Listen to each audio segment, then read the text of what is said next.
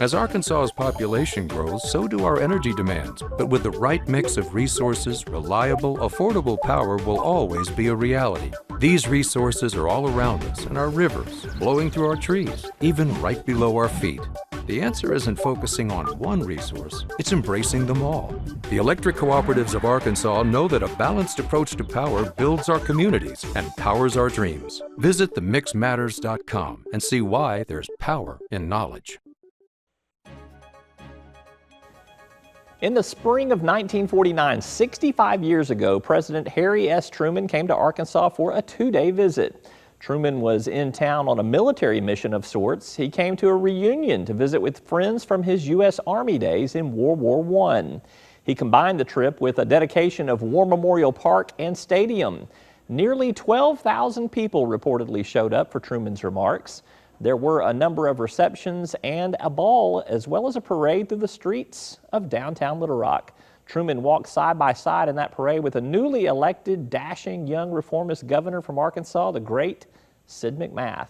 Now, this newsreel captured the two-day event. In Little Rock, Arkansas, the U.S. Army's 35th Division holds a reunion. Its most famous member, once commander of Battery D, Captain Harry Truman, marches with his World War I buddies. It's the highlight of his two-day stay in Little Rock, and the President of the United States enjoys every minute.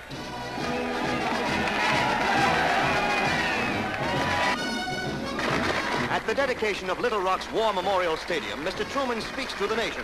Warning that false economy will weaken our peace effort, he says, "We have had to work for peace in the face of troubled conditions and against communist pressures.